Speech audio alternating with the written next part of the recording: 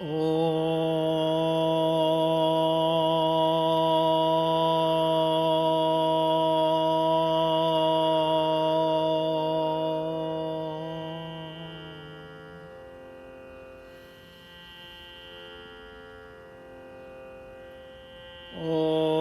സദാശിവസമാരംഭാം ശങ്കരാചാര്യമധ്യമാം അസ്മദാചാര്യപര്യന്താം വന്ദേ ഗുരുപരമ്പരാം. ശ്രുതിസ്മൃതിപുരാണാനാം ആലയം കരുണാലയം.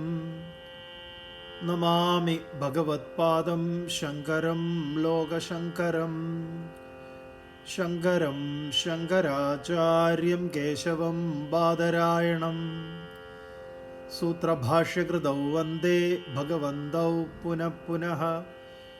ഈശ്വരോ ഗുരുരാത്മേതി മൂർത്തിഭേദവിഭാഗിനേ വ്യോമവത് വ്യാപ്തദേഹായ ദക്ഷിണാമൂർത്തയേ നമഃ.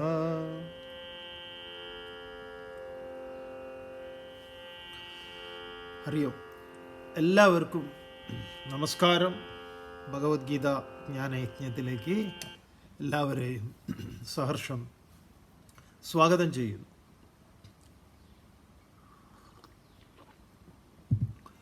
ഇന്നലെ നമ്മൾ നിർത്തിയത് കഠോപനിഷത്തിലെ ഒരു മന്ത്രം അതുപോലെ എടുത്ത് ഭഗവത്ഗീതയിലേക്ക് ഉപയോഗിച്ചിരിക്കുന്നത് കാണാം. എന്താണ് കഠോപനിഷത്ത്?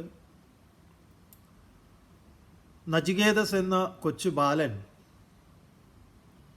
മൃത്യുവിൻ്റെ രഹസ്യമറിയാൻ മൃത്യുവിൻ്റെ ദേവനായിട്ടുള്ള മൃത്യുവിൻ്റെ അടുത്തേക്ക്, യമൻ്റെ അടുത്തേക്ക് പോകുന്നതാണ്. അവിടെ 3 ദിവസം കാത്തു നിൽക്കും. അവിടെ ഉള്ളവരൊക്കെ ഇരിക്കാനൊക്കെ പറഞ്ഞിട്ടും അതൊന്നും കൂട്ടാക്കാതെ അവിടെ തന്നെ നിന്നു യമനെ കാണാൻ വേണ്ടി. യമൻ സ്ഥലത്തില്ലായിരുന്നു, ഒരു റൗണ്ട്സിന് പോയതാണ് ആളെ കൊണ്ടുവരാൻ. അങ്ങനെ വന്നു കഴിഞ്ഞപ്പോൾ നചികേതസിനെ വളരെ വിധിയാവണ്ണം സ്വീകരിച്ച് സന്തോഷമായിട്ട് യമൻ 3 രാത്രി ഇവിടെ കഴിഞ്ഞതുകൊണ്ട് 3 വരങ്ങൾ സ്വീകരിക്കാൻ പറയും. അപ്പം അതിൽ നചികേതസ് ആദ്യം ചോദിക്കുന്ന വരം വളരെ ശ്രദ്ധേയമായിട്ടുള്ള ഒന്നാണ്. യേയം പ്രേതേ വിചികിത്സാ മനുഷ്യേ അസ്തീത്യേകേ നായമസ്തീതി ചൈകേ ഏതദ് വിദ്യാമനുശിഷ്ടസ്ത്വയാഹം വരാണാമേഷ വരസ്തൃതീയഃ. അങ്ങ് എനിക്ക് 3 വരങ്ങൾ തന്നു. അതിലിതാ ഒന്നാമത്തെയും രണ്ടാമത്തെയും വരം. ആദ്യത്തേത് അച്ഛൻ സുഖമായിട്ട് ഇരിക്കണം എന്ന് പറഞ്ഞു. രണ്ടാമത്തേത് സ്വർഗവിദ്യയെക്കുറിച്ച് ചോദിച്ചു. അവസാനത്തെ വരം വരാണാം ഏഷ വരസ്തൃതീയ, മൂന്നാമത്തേത്. അതെന്താണ്? യേയം പ്രേതേ വിചികിത്സാ മനുഷ്യേ അസ്തീത്യേകേ നായമസ്തീതി ചൈകേ. മനുഷ്യൻ മരിച്ചു കഴിഞ്ഞാൽ ചിലർ പറയുന്നു മരിച്ചിട്ടില്ല, വരുന്നുണ്ട്, വരും. ചിലർ പറയുന്നു അതോടുകൂടി എല്ലാം കഴിഞ്ഞു. അവിടെയും മരണമാണ് വിഷയം. അപ്പം മരണത്തോടുകൂടി എല്ലാം കഴിയുമോ? അതല്ല മരിക്കാത്ത എന്തെങ്കിലും ഉണ്ടോ? അതോ ഇയാൾ മറ്റൊരു രൂപത്തിൽ തിരിച്ചു വരുമോ? ഇതൊക്കെയാണ് എനിക്ക് അറിയേണ്ടതെന്ന് പറയാം. അങ്ങനെ അവിടെ യമധർമ്മനും നചികേതസും തമ്മിലുള്ള ജ്ഞാനസംവാദം നടക്കുന്നുണ്ട്. കഠോപനിഷത്ത് നമുക്ക് ഇത് പഠിക്കാം. ഇതിൻ്റെ കൂട്ടത്തിൽ എപ്പോഴെങ്കിലും അത് ആദ്യം മുതൽ ഒരു സെഷനായിട്ട് തന്നെ എടുക്കാം. ഗീതയ്ക്ക് നല്ലൊരു സപ്പോർട്ടിങ് ഡോക്യുമെൻറ്റ്സ് ആണ്. രണ്ടും മരണമാണ്. അവിടെ ഗുരുവായിട്ടുള്ളത് ഇവിടെ കൃഷ്ണനും അർജുനും ആണെങ്കിൽ അവിടെ സാക്ഷാൽ യമധർമ്മൻ തന്നെ, മൃത്യുദേവൻ തന്നെയാണ്, ഇതിൻ്റെ അതോറിറ്റിയാണ് ക്ലാസ് എടുത്തു കൊടുക്കുന്നത്. അതിഗംഭീര ഉപനിഷത്താണ്. വിവേകാനന്ദ സ്വാമികൾക്ക് ഏറ്റവും പ്രിയപ്പെട്ട ഉപനിഷത്താണ്. വിവേകാനന്ദ സ്വാമികളുടെ ഉദ്ധരണി എന്ന് നമ്മൾ തെറ്റായി മനസ്സിലാക്കിയിട്ടുള്ള, പക്ഷെ വിവേകാനന്ദ സ്വാമികൾ എപ്പോഴും എടുത്ത് ഉപയോഗിക്കാറുള്ളതാണ്. പക്ഷെ കഠോപനിഷത്തിലതാ ഉത്തിഷ്ഠത ജാഗ്രത പ്രാപ്യവരാൻ നിബോധത ക്ഷുരസ്യ ധാരാ നിശിതം ദുരത്യാ ദുർഗം പതസ്തത് കവയോ വദന്തി.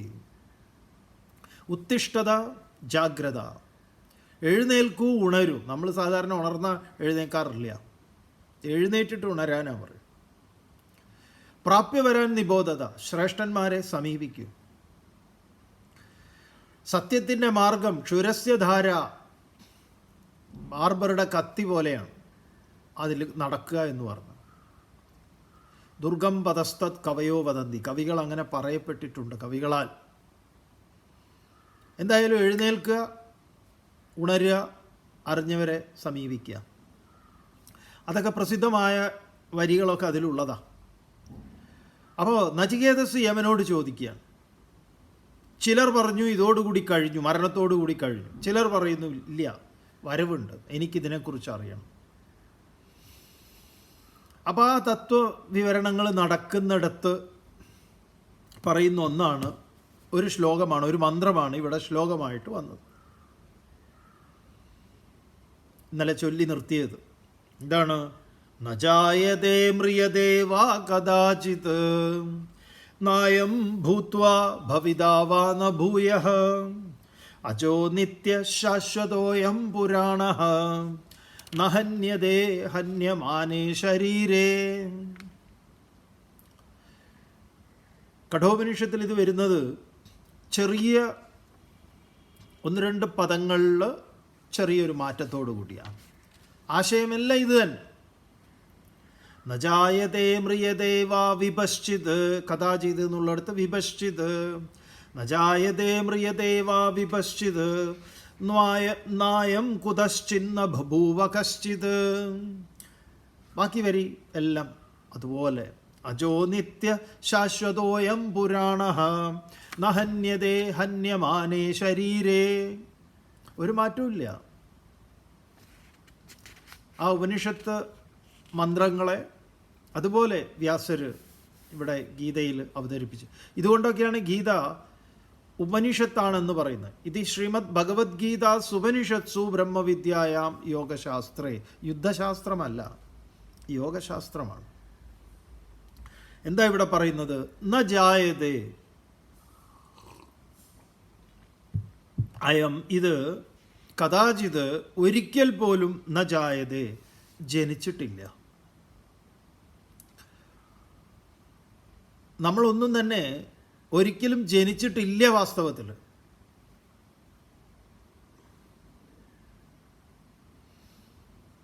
എങ്ങനെയാ നമ്മുടെ ജന്മത്തിൻ്റെ രഹസ്യം അറിയുക? ജനിച്ചിട്ടില്ല എന്നറിയുന്നത് എങ്ങനെയാ? എന്തായി പറയണത്? എൻ്റെ ഹാപ്പി ബർത്ത്ഡേ ഉണ്ട്, ബർത്ത് സർട്ടിഫിക്കറ്റ് ഉണ്ട് എനിക്ക്. ശരി, ജനുവരി 1-ാം തീയതി ജനിച്ച ആൾ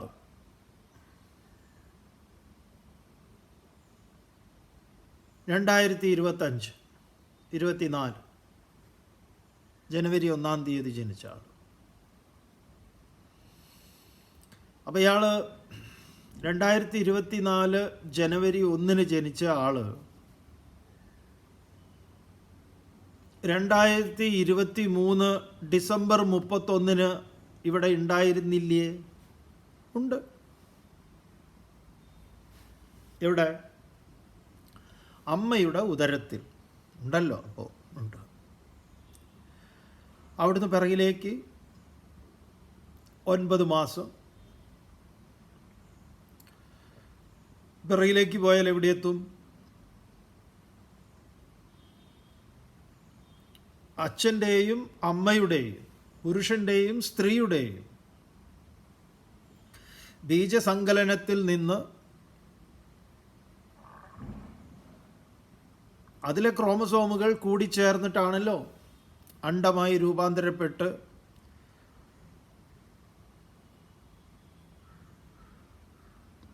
കപിലൻ അമ്മയ്ക്ക് പറഞ്ഞു കൊടുക്കുന്നുണ്ട്.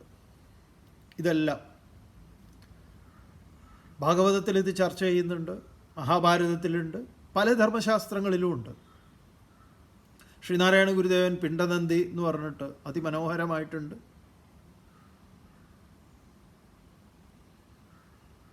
ശങ്കരഭഗവത്പാദരുടെ ഒരു ക്ഷമാപണ സ്തോത്രത്തിൽ തന്നെ രസമായിട്ട് പറയും,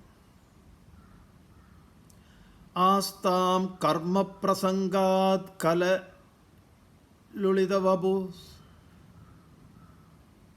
സ്തന്യപാനേ പിപാസ.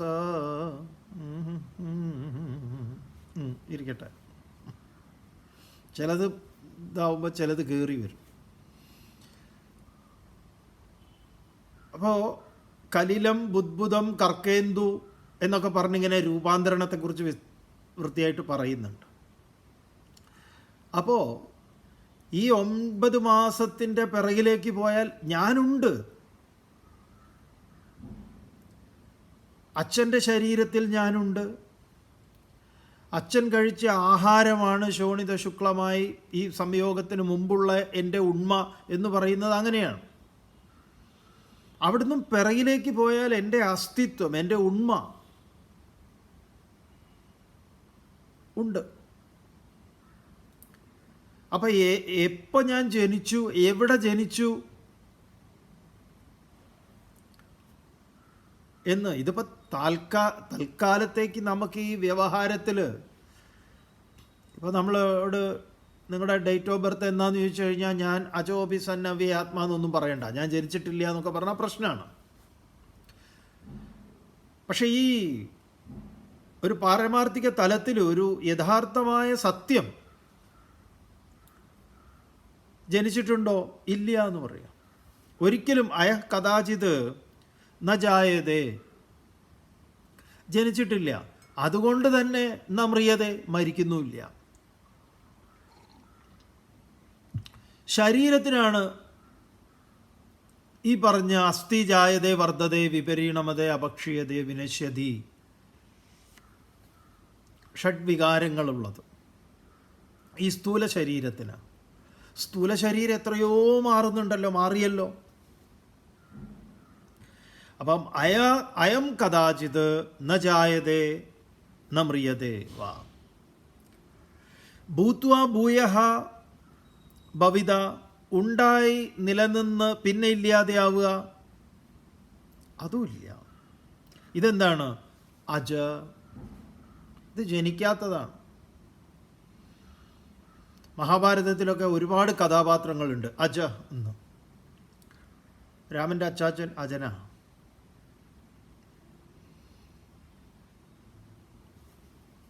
നിത്യ, ശാശ്വത, നിത്യമാണ്, നിത്യനാണ്, എന്നുമുള്ളതാണ്, ശാശ്വതമാണ്, ഒരു തരത്തിലുള്ള ഏറ്റക്കുറച്ചിലുകളും ഇല്ലാത്തതാണ്, ശാശ്വതമാണ്. പുരാണ, പണ്ടേക്ക് പണ്ടേ ഉള്ളതാണ്. അയം ശരീരേ, ഈ ശരീരത്തിൻ്റെ നാശത്തിൽ നഹന്യതേ, ആത്മാവ്, ഞാൻ എന്ന ബോധം കൊല്ലപ്പെടുന്നില്ല, അല്ലെങ്കിൽ മരണപ്പെടുന്നില്ല, ഇല്ലാതെയാകുന്നില്ല. ശരീരത്തിന് വൃദ്ധിക്ഷയങ്ങൾ അനുസ്യൂതം സംഭവിച്ചുകൊണ്ടിരിക്കുന്നുണ്ട്. അത് മാറ്റത്തിന് വിധേയമാണ്. പക്ഷേ അർജുന, നീ അതല്ല. നീ അതല്ല എന്നുള്ളത് കൊണ്ട് നീ ബോധമാണ്, സത്യമാണ്. തുടർന്ന് പറയുന്നു. അപ്പോൾ ഉണ്ടായി നിലനിന്ന് ഇല്ലാതെയാവുക എന്ന് പറയുന്ന ഈ പ്രക്രിയ ഇല്ല എന്ന് പറയാം.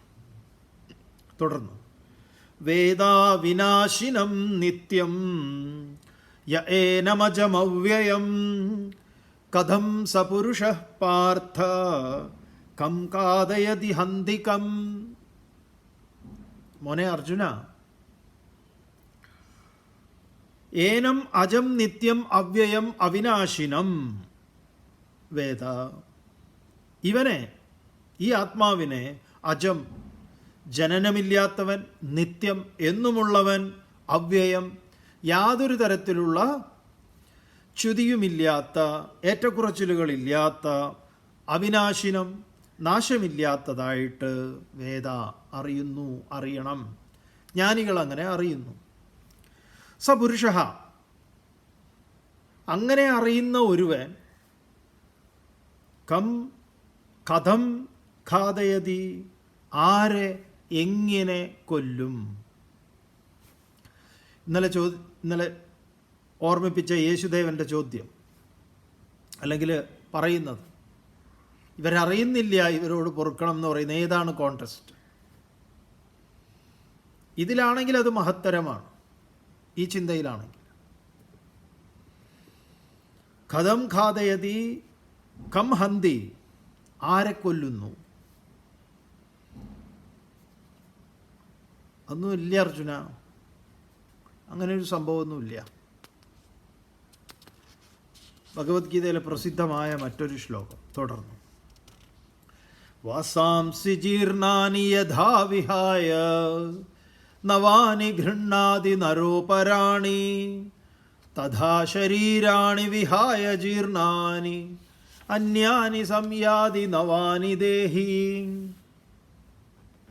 മോനെ, ഈ പരിപാടി, മരണം എന്ന് പറയുന്ന ഈ സാധനം ഉണ്ടല്ലോ, അതിനെ ദുഃഖിക്കേണ്ട അവകാശമില്ല വാസ്തവത്തിൽ. നിന്റെ മരണത്തിലും മറ്റുള്ളവരുടെ മരണത്തിലും ഒന്നും തന്നെ ദുഃഖിക്കാൻ അവകാശമില്ല. ഇതേതുപോലെ എന്നാൽ വാസാംസി ജീർണാനി യഥാവിഹായ, വസ്ത്രം ജീർണിച്ചു കഴിഞ്ഞാൽ ഉപേക്ഷിക്കുന്നത് പോലെ. യഥാവിഹായ, ഒരു വസ്ത്രം മുഷിഞ്ഞ് മുഷിഞ്ഞ്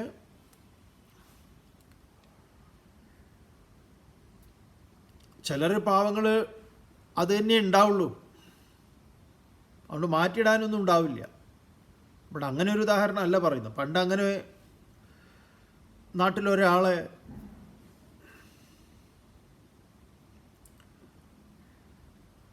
ഇങ്ങനെ ഒരു ഗാന്ധി ജയന്തിക്ക് മുടിയൊക്കെ വെട്ടി, ഒരു റീലുണ്ടാക്കാൻ വേണ്ടി മുടിയൊക്കെ വെട്ടി അയാളെ ഒന്ന് കുളിപ്പിച്ച് സുന്ദരക്കുട്ടപ്പനാക്കി ഒരു മേക്ക് ഓവർ നമുക്ക് വരുത്താം എന്നാരൊക്കെയോ പറഞ്ഞ അങ്ങനെ ഒരാളെ ഇവർ കുളിപ്പിക്കാൻ തീരുമാനിച്ചു. അങ്ങനെ പിടിച്ചുകൊണ്ടുപോയി പൈപ്പിൻ്റെ അടുത്ത് എത്തി മുടിയൊക്കെ വെട്ടിക്കഴിഞ്ഞിട്ട് ഒരു കുളി പാസ്സാക്കുക.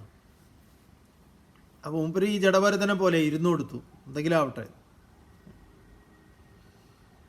മുമ്പരിതൊക്കെ ആസ്വദിക്കുക. അപ്പോൾ ഇവർ ഈ കുളിപ്പിക്കുമ്പോൾ ഇങ്ങനെ കുഴാന്നുണ്ട്, ഇങ്ങനെ ശരീരം ചളിയണേ. അപ്പോൾ അവിടുന്ന് ചകരി, ഈ തെങ്ങിൻ്റെ തോടുണ്ടല്ലോ ചകരി, അത് വെട്ടി വെച്ചിട്ട് അത് വെച്ച് ഉരയ്ക്കുകയാണ്, ആനയെ കുളിപ്പിക്കുന്ന പോലെ. എന്നാലും ഇത് ഇളകണ്ടേ.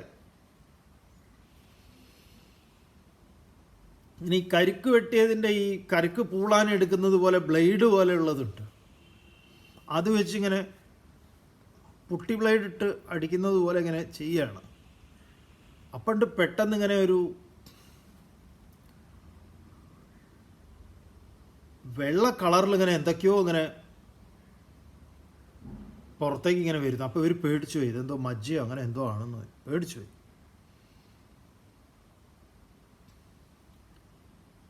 അപ്പോൾ ഇയാൾ പറഞ്ഞു, പേടിക്കൊന്നും വേണ്ട, അതെൻ്റെ പിറന്നാളിന് പണ്ട് എനിക്ക് അമ്മ ഇടിച്ചു തന്നതാണ്, ബനിയനാണ്, അതവിടെ കിടക്കുകയാണ്, അതിൻ്റെ മുകളിൽ ഇത് മൊത്തത്തിൽ കോട്ടിങ്ങായി കിടക്കുക. അങ്ങനെ ഒരു തമാശയുണ്ട്. അങ്ങനെ വസ്ത്രമൊന്നും മാറാതിരിക്കുന്ന ഒരാളെക്കുറിച്ചല്ല. നമ്മൾ വസ്ത്രമൊക്കെ ഒരു യാത്ര കഴിഞ്ഞു, രാവിലെ പോയി ഒരു ട്രെയിൻ യാത്രയൊക്കെ കഴിഞ്ഞാൽ എങ്ങനെ ഉണ്ടാവും? 2 ദിവസത്തെ ട്രെയിൻ യാത്ര, ഓണാവധിക്ക് വന്നതാണ്. നോക്കുമ്പോൾ ടിക്കറ്റൊന്നും കിട്ടിയില്ല, റിസർവേഷനൊന്നുമില്ല, ജനറൽ കമ്പാർട്ട്മെൻറ്റിലേക്ക് കയറാൻ തന്നെ വയ്യ. എന്നാലും ഇവിടെ എത്തിയേ പറ്റൂ. എങ്ങനെയൊക്കെയോ തീക്കി തിരക്കി, ബാത്റൂമിൻ്റെ ഡോറിൻ്റെ അവിടെയൊക്കെ നിന്നും ഇരുന്നും. തിരക്കെന്ന് പറഞ്ഞാൽ അങ്ങനത്തെ തിരക്ക്. ഓരോ സ്റ്റേഷനിൽ എത്തുമ്പോൾ ആളൊഴിയോന്ന് വെച്ചാൽ ഇല്ല, ഇരട്ടി കയറുക, ചൂട്. അങ്ങനെ ഡൽഹിയിൽ നിന്നോ ബോംബെയിൽ നിന്നോ ഒക്കെ ഇവിടെ എത്തി, വല്ല ഗോഹട്ടിയിൽ നിന്നൊക്കെ ആണെങ്കിൽ നമ്മുടെ കേരളത്തിലെത്തി. അപ്പോൾ നമ്മുടെ ഡ്രസ്സിൻ്റെ ഒരു അവസ്ഥ എന്തായിരിക്കും? നമ്മൾ ഈ മണുമായിട്ട് പൊരുത്തപ്പെട്ട് കഴിഞ്ഞിട്ടുണ്ടാവും, നമുക്കിത് മനസ്സിലാവില്ല. വീട്ടിലെത്തുമ്പോഴേക്കും ഉണ്ടല്ലോ, അവിടെ എത്തുന്നതിന് മുമ്പ് ആളുകൾക്ക് മനസ്സിലാവും. ആ വസ്ത്രം നമ്മുടെ വീട്ടിലുള്ളവർ, അവിടെ കുറേ പഴയ വസ്ത്രമുണ്ട് കഴുകാൻ, വാഷിംഗ് മെഷീനിലിട്ട് കഴുകാൻ, അതിൻ്റെ കൂട്ടത്തിൽ പോലും ഇതിനിടില്ല, അത് വേറെ വയ്ക്കുമെന്ന് പറഞ്ഞു. അത് ഡെറ്റോളൊക്കെ ഇട്ടിട്ട് വേറെ കഴുകാം. ഇങ്ങനെയൊരു മുഷിഞ്ഞ വസ്ത്രത്തെ നിങ്ങൾ യാത്ര കഴിഞ്ഞ് വന്ന് കുളിയും കാര്യങ്ങളൊക്കെ കഴിഞ്ഞ് വീണ്ടും അത് എടുത്ത് ഇടുക. അതിൻ്റെ പോക്കറ്റിൽ എന്തെങ്കിലും ഉണ്ട്, അത് തന്നെ എടുക്കണമെങ്കിലോ അവിടെ കിടക്കട്ടെ എന്ന് വിചാരിക്കും. എന്താണ് ആ മുഷിഞ്ഞ വസ്ത്രം? വാസാംസി ജീർണാനി യഥാ വിഹായ, എങ്ങനെയാണോ ഉപേക്ഷിച്ച് അപരാണി ഗൃണ്ണാതി, നരൻ മനുഷ്യൻ, നരോപരാണി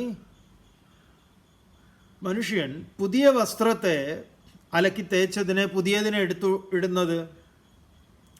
വാസാംസി ജീർണാനി യഥാ വിഹായ നവാനി ഗൃണ്ണാതി നരോപരാണി, നവാനി പുതിയത് ഗൃണ്ണാതി സ്വീകരിക്കുന്നു. അതുപോലെ തഥാ ശരീരാണി വിഹായ ജീർണാനി, ശരീരാണി ജീർണാനി, ശരീരം ജീർണിക്കുമ്പോൾ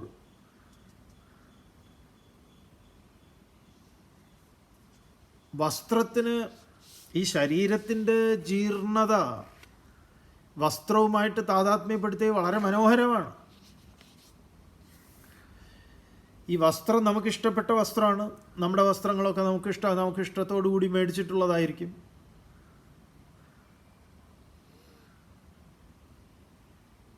നമുക്കതിൽ പിന്നെ ഒരുപാട് ഓപ്ഷനൊന്നുമില്ല. കാവിയിൽ തന്നെ ചില വ്യത്യാസങ്ങളൊക്കെ ഉള്ള കാവികളുണ്ട്, അത് ഓരോ സമയത്ത് കിട്ടുന്ന കാവിക്കനുസരിച്ചാണ്. പിന്നെ അലക്കുന്നതിനനുസരിച്ച് അതിൻ്റെ നിറം കുറഞ്ഞു വരും. ഇരിക്കട്ടെ, ഈ വസ്ത്രത്തിനുണ്ടാവുന്ന കേടുപാടുകൾ നമ്മൾ തുന്നിയിട്ടും വെട്ടിയിട്ടും സൈസൊക്കെ മാറ്റം വരും, ചെറിയ വ്യത്യാസം വരുമ്പോൾ അതൊന്ന് വണ്ണം കൂട്ടിയിട്ട് അല്ലെങ്കിൽ കുറച്ചിട്ട് അതിൻ്റെ മുകളിൽ അത്യാവശ്യം കത്രിക വെച്ച് പണിയെടുക്കുന്നുണ്ടല്ലോ. ഇതേപോലെ നമ്മുടെ ശരീരത്തിലും നമ്മൾ പല പണികളും എടുക്കാറുണ്ട്. വണ്ണം കൂട്ടിയിട്ടും കുറച്ചിട്ടും ചില കീറലുകളൊക്കെ തുന്നിയിട്ടും ബട്ടൺ പോയതൊക്കെ തുന്നി പിടിപ്പിച്ചിട്ടും. ഏതായാലും ഇനി തുന്നാൻ പറ്റാത്തൊരവസ്ഥയുണ്ട്, ഇനി പറ്റില്ല.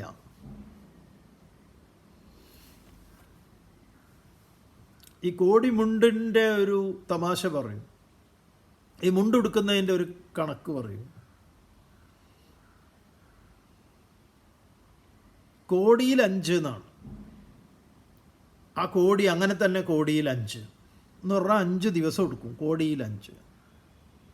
പിന്നെ കുടഞ്ഞ 5, പിന്നെ അതൊന്ന് നന്നായി കുടയും, എന്നിട്ട് 5. പിന്നെ തിരിച്ച 5, അത് തിരിക്കും, സൈസ് ഭാഗം മാറ്റും, തിരിച്ചിട്ട് അങ്ങനെ 5 ദിവസം കൊടുക്കും. പിന്നെ മറിച്ച 5, പിന്നെ അത് മറിച്ചിട്ട് അടിഭാഗം മുകളിലേക്കും മോൾ ഭാഗം താഴേക്കും ആയിട്ട് ഇങ്ങനെ 5. ഇപ്പം എത്ര 5ആയി? കോടി 5, കുടഞ്ഞ 5, തിരിച്ച 5, മറിച്ച 5, ഇനിയുണ്ടാവും ചിലപ്പോൾ 5ഒക്കെ. ഇത് നമ്മുടെ ജീവിതത്തിൽ നമ്മുടെ ശരീരത്തെയും നമ്മൾ ഇതുപോലെയൊക്കെ പല വിധത്തിലൊക്കെ കൊണ്ട് നടക്കും. നമ്മളൊരു പ്രായം കൂടിയ ആളാണ് എന്ന് സമൂഹം അറിയാതിരിക്കാൻ വേണ്ടി, അങ്ങനെ അവർ തെറ്റിദ്ധരിക്കാതിരിക്കാൻ വേണ്ടി നരച്ച താടിയും മുടിയുമൊക്കെ നമ്മൾ കറുപ്പിക്കും. പറയാൻ മറ്റുള്ളവരും ഉണ്ടാവും, സാറിനെ കണ്ടാൽ 75 തോന്നില്ല കേട്ടോ, മമ്മൂക്കയെ പോലെ ഉണ്ട്. അതെ, മമ്മൂക്ക തോറ്റു, അതുപോലെ ഒന്നുകൂടെ കളർ കൂട്ടും. പക്ഷെ ഇതിനൊരു അവസാനമുണ്ട്. എന്തായാലും ഇത് ഈ തിരിച്ചും മറച്ചും ഒക്കെ അവസാനം നമ്മളിത് മാറ്റുമല്ലോ, എന്നിട്ട് പുതിയത് കൊടുക്കും. ഇതുപോലെ ഈ ഈ വസ്ത്രത്തിൻ്റെ ജീർണാവസ്ഥ പോലെയാണ് നമ്മുടെ ശരീരം. ജീർണിച്ചു കഴിഞ്ഞാൽ ഈ ജീവൻ എടുത്തുടുത്തിരിക്കുന്ന ഒരു വസ്ത്രമാണ് നമ്മുടെ ശരീരം എന്ന് പറയും. ഇവനിത് കുറേ കാലം കഴിഞ്ഞാൽ മതിയാവും. അത് ഈ ഓരോരുത്തരുടെ കപ്പാസിറ്റി അനുസരിച്ചാണല്ലോ വസ്ത്രം. ചിലർ ഒരൊറ്റ കല്യാണത്തിന് ഇടാൻ വേണ്ടി മാത്രം മേടിക്കും. എന്നിട്ട് അത് കഴിഞ്ഞാൽ ചിലരുണ്ട് അത്ര മേടിക്കും, എന്നിട്ട് തിരിച്ചു കൊടുത്തേക്കുന്നു. അത് എനിക്ക് പറ്റില്ല എന്നും പറഞ്ഞിട്ട് ആമസോണിലൊക്കെ അത് നോക്കും, 10 ദിവസത്തിനുള്ളിൽ തിരിച്ചു കൊടുക്കാൻ പറ്റുമോ. അങ്ങനെയാണെങ്കിൽ ഇതിനൊക്കെ പോയിട്ട് നല്ല ഭക്ഷണം കഴിക്കുമ്പോഴൊക്കെ വളരെ സൂക്ഷിക്കണം, സാമ്പാറൊന്നും ദേഹത്ത് തെറിക്കാതെ. ഇതിൻ്റെ ഇടയിൽ ഈ പദ്ധതിയൊക്കെ ഇട്ട് പോയവന് എന്തെങ്കിലും പണി കിട്ടുകയും ചെയ്യും. പിന്നെ അത് തിരിച്ചു കൊടുക്കാൻ പറ്റില്ല, പെട്ടു. അതല്ലാതെ ആവുമ്പോണ്ടല്ലോ കറക്റ്റായിട്ട് അത് മടക്കി അതേപോലെ പാക്ക് ചെയ്ത് വിട്ടേക്കും. അപ്പോൾ കാശ് തിരിച്ചു കിട്ടുമല്ലോ, കാര്യങ്ങളൊക്കെ നടക്കുകയും ചെയ്തു. ഇവിടെയും ഒരു പാർട്ടി, ഒരു കല്യാണം അല്ലെങ്കിൽ മറ്റെന്തെങ്കിലും അതിലൊക്കെ പങ്കെടുത്തു, ആ വസ്ത്രം ഉപേക്ഷിക്കുന്നത് പോലെയാണ് ചിലർ 1 വർഷം, 1 വയസ്സ്, 2 വയസ്സ്, 3 വയസ്സ്. ചിലരോ മറച്ചഞ്ച് തിരിച്ചഞ്ച് എന്നതുപോലെ 90, 99, 98, 100 അതിലൊക്കെ ഇങ്ങനെ പോകും. ഇതൊരു വസ്ത്രമാണ്. എപ്പോൾ വേണമെങ്കിലും മാറ്റാം. പിന്നെ മൂപ്പര് പുതിയ വേറൊരു വസ്ത്രം എടുത്തിടും. അതേത് വേണമെങ്കിലും ആവാം. വാസാംസി ജീർണാനി യഥാ വിഹായ നവാനി ഗൃഹ്ണാതി നരോപരാണി തഥാ ശരീരാണി വിഹായ ജീർണാനി അന്യാനി സംയാതി നവാനി ദേഹി ദേഹി അന്യാനി സംയാതി. ഈ ദേഹി പുതിയൊരു വസ്ത്രം, പുതിയൊരു ശരീരം സ്വീകരിക്കുന്നു. വസ്ത്രം സ്വീകരിക്കുന്നത് പോലെ.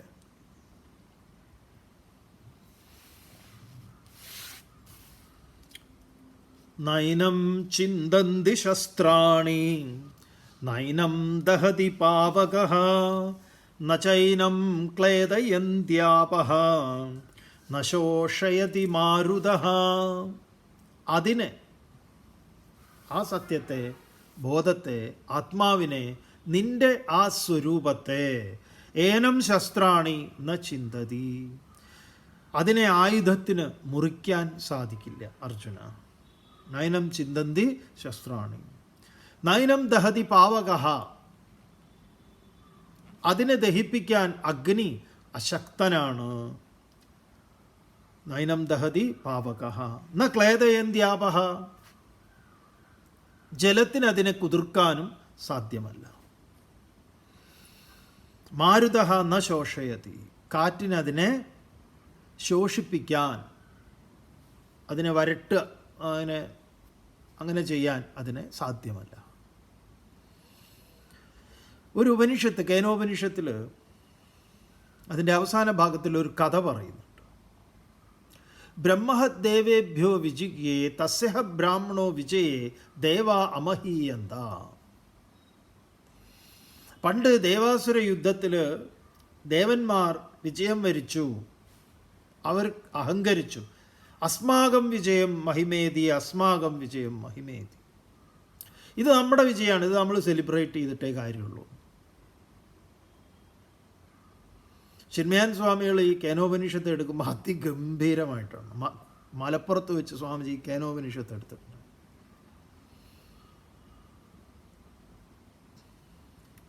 അപ്പോൾ ഈ ദേവന്മാർ ഈ വിജയം ആഘോഷിക്കുക. ഇന്ദ്രനുമുണ്ട് കൂട്ടാളി നേതാവായിട്ടവിടെ. ആരൊക്കെയാണ് ദേവന്മാർ? വായു, അഗ്നി, ഇവരൊക്കെയാണ്. അപ്പോൾ സ്വാമിജി പറയുന്നത് അവരങ്ങനെ മദ്യം കഴിച്ചുകൊണ്ടിരിക്കുകയായിരുന്നു. ഉപനിഷത്തിൽ അങ്ങനെയില്ല, സ്വാമിജിയുടെ ഒരു വിവരണമാണ്. ഏതുപോലെ ഈ മിലിറ്ററിയിലെ വലിയ ഹയർ ഓഫീസേഴ്സ് അവരുടെ ഒരു ഗെറ്റ് ടുഗദർ പോലെ. അങ്ങനെ ഈ ഗ്ലാസിനെ കുറിച്ചൊക്കെ ഉള്ള സ്വാമിജിയുടെ ഒരു വിവരണമുണ്ട്. അങ്ങനെ ആ ഗ്ലാസ്സിലിങ്ങനെ കുടിക്കുമ്പോൾ ഇങ്ങനെ കഴുത്തിങ്ങനെ പൊക്കണം എന്നാ, അങ്ങനെ അല്ലാതെ ഇങ്ങനെ കുടിക്കാൻ പറ്റില്ല. അങ്ങനെ അതിലെ അവസാന സിപ്പ് എടുക്കുമ്പം സ്വാഭാവികമായിട്ടും തല കുറച്ച് പൊങ്ങിപ്പോവും. അപ്പോൾ അവിടെ ഒരു രൂപം കണ്ടുവരും, കുറേ മുന്നിലായിട്ട് ഒരു രൂപം. ഇതാരായത്? യുദ്ധമൊക്കെ അവസാനിച്ച് ഇവർ വിജയം വരിച്ചിട്ടുള്ള അവരുടെ മുന്നിൽ അതങ്ങനെ വന്നു. അപ്പോൾ ഇന്ദ്രൻ ഓർഡർ ഇട്ടു, വായോ. വായു എന്ന് പറഞ്ഞാൽ ഇവിടെ വാന്നല്ല, വായുവിനോട്, വായു ഏതത് വിജാനീഹി, നീ പോയി അറിഞ്ഞുവാ ആരാണത്. ഓ തമഭ്യവതത്, അവൻ അതിനെ അടുത്തേക്ക് പോയി. കോസ്വീതി, ആരടാ നീ എന്ന് ചോദിക്കുന്നതിന് മുമ്പ് അവൻ ഇങ്ങോട്ട് ചോദിച്ചു, നീ ആരടാ. ആദ്യമായിട്ടാ വായുവിനോടൊരാൾ ആരടാ നീ എന്ന് ചോദിക്കുന്നത്. പക്ഷെ ഈ ചോദ്യം കേട്ട വായു ഡീസൻ്റായിപ്പോയി. വായു ബ്രുവൻ, ഞാൻ വായുവാണ്. മാതരിശ്വാവാഹമസ്മീതി, മാതരിശ്വാവ് എന്ന് നാട്ടുകാർ എന്നെ വിളിക്കാറുണ്ട്. ഓക്കെ. കിം വീര്യമിത്യഭീതം, നിനക്കെന്ത് വീര്യമുണ്ടോ? എന്നോടോ? ഞാനോ? ഈ ഭൂമിയിലുള്ള യതിതം പൃഥിവ്യാമിതി, ഈ ഭൂമിയിലെ സകലതിനെയും ഞാൻ, എൻ്റെ സുനാമിയൊന്നും നിങ്ങൾ കേട്ടിട്ടില്ലേ? ഏതൊക്കെ പേരിൽ ഞാൻ അറിയപ്പെട്ടിട്ടുണ്ട്. ഓരോ പ്രാവശ്യം ഞാനൊന്ന് വെറുതെ ഇങ്ങനെ വരുമ്പോൾ നാട്ടുകാർ ഓരോ പേര്, ശാസ്ത്രകാരന്മാർ ഓരോ പേരിട്ട് വെച്ചിട്ടുണ്ട് എനിക്ക്. ഞാൻ വിചാരിച്ചാൽ എല്ലാറ്റിനെയും ഞാൻ അടിച്ച് പരത്തി ഇതാക്കും. എൻ്റെ ശക്തി അപാരമാണ്. അപ്പം ഈ രൂപം അവൻ്റെ മുന്നിലേക്ക് ഒരു തൃണം, ഒരു പുല്ലിട്ട് കൊടുത്തു. എടാ നീ ഇതിനെ ഒന്ന് പറത്തി കാണിക്കുക. അങ്ങനെ ഒരു പുല്ലിനെയൊക്കെ പറത്താൻ വായുവിനിപ്പോൾ എന്ത് ഇത്ര ശക്തി എടുക്കണോ? അവൻ നോക്കി, സർവജവേന, അനങ്ങുന്നില്ല. മൂപ്പര് വേഗം അവിടുന്ന് അങ്ങോട്ട് പോകുന്നു. എനിക്കറിയില്ല ഇത് എന്താന്ന് എനിക്ക് പിടികിട്ടിയില്ല ആരാന്ന്. അഗ്നി മൂപ്പര് ചെന്നു. ഇതേപോലെ അഗ്നി അങ്ങോട്ട് ചോദിക്കുന്നതിന് മുമ്പ് അവൻ ഇങ്ങോട്ട് ചോദിച്ചു, നീ ആരടാന്ന്. ഞാൻ അഗ്നി, ജാതവേദ അഹമസ്മീതി. ജാതവേദൻ എന്ന് എനിക്കൊരു പേരുണ്ട്. ചിലപ്പോൾ ജാതവേദൻ എന്ന് പറഞ്ഞാൽ നിങ്ങൾക്ക് മനസ്സിലാവും. കിം വീര്യമിതി, നിനക്കെന്ത് വീര്യമുണ്ട്? യതിതം പൃഥിവ്യാമിതി സർവം ദഹേതി, ഈ ഭൂമിയിലുള്ള എല്ലാറ്റിനെയും ഞാൻ ദഹിപ്പിക്കും. ആമസോൺ കാടുകളൊക്കെ ഞാനിങ്ങനെ വെറുതെ ബീഡി വലിക്കുന്നത് പോലെ വലിച്ചു തള്ളിയതാണ്. എന്നാലേ നീ ഈ പുല്ലിനെ ഒന്ന് ഏതദ്ദഹ, ഇതിനെ ഒന്ന് ദഹിപ്പിക്ക് കാണട്ടെ. മൂപ്പര് നോക്കി, സാർവജവേ, മുഴുവൻ എടുത്തു നോക്കി. വേഗം തിരിച്ചിങ്ങോട്ട് പോകുന്നു. ഇന്ദ്രനോട് പറഞ്ഞു, പിടിയിട്ട്.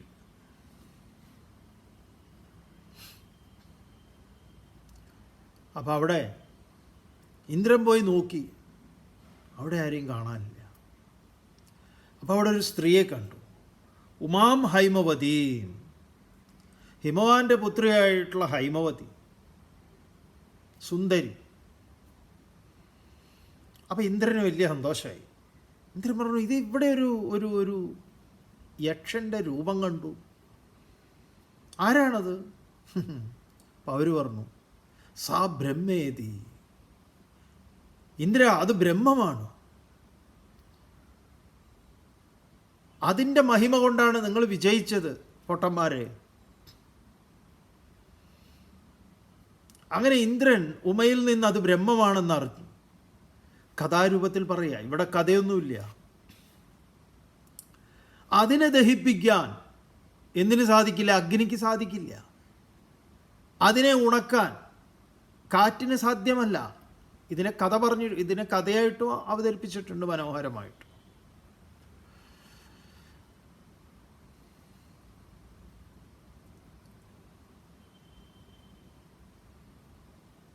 ജലത്തിന് കുതിർക്കാനോ, കാറ്റിനതിനെ ഉണക്കാനോ, അഗ്നിക്ക് ദഹിപ്പിക്കാനോ, ജലത്തിന് കുതിർക്കാനോ, അസ്ത്രശസ്ത്രങ്ങൾക്ക് അതിനെ മുറിവേൽപ്പിക്കാനോ സാധ്യമല്ല.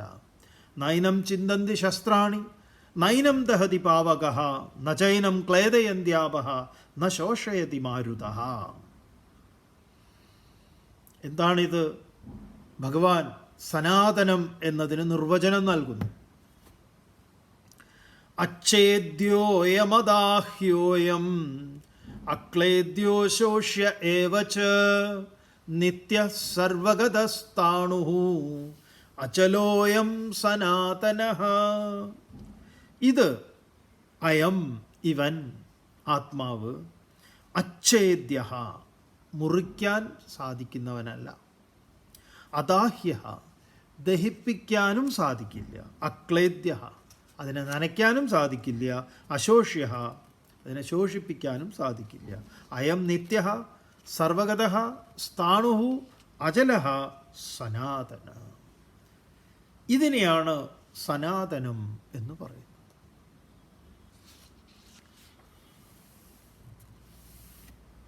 തുടർന്ന് ഭഗവാൻ ഇതിൻ്റെ കൂടുതൽ വിശദീകരണങ്ങളിലേക്ക് പോവുകയാണ്.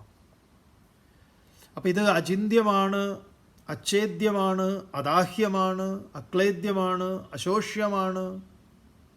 ഇതൊക്കെ എങ്ങനെയാണ് മനസ്സിലാക്കുക? ഉദാഹരണങ്ങൾ, ഉപമകൾ, ദൃഷ്ടാന്തങ്ങൾ ഇനിയും ടൺ കണക്കിന് ഇതിലുണ്ട്. നമുക്ക് നാളെ കാണാം. ഓം പൂർണ്ണമദഃ പൂർണ്ണമിദം പൂർണ്ണാത് പൂർണ്ണമുദച്യത്തെ പൂർണ്ണസ്യ പൂർണ്ണമാദായ പൂർണ്ണമേവാവശിഷ്യത്തെ. ഓം ശാന്തി ശാന്തി ശാന്തി. ഹരി ഓം. ശ്രീ ഗുരുഭ്യോ നമഃ. ഹരി.